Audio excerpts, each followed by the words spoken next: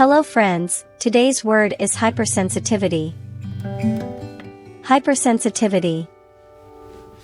It is exaggerated or inappropriate response of the immune system in response to a variety of antigens, which is mostly targeted at innocuous antigens with consequent tissue damage. Hypersensitivity can be classified into 4 types. First is type 1 or immediate hypersensitivity. Second is type 2 or antibody-mediated hypersensitivity.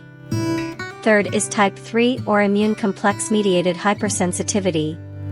And fourth is type 4 or cell-mediated or delayed type hypersensitivity.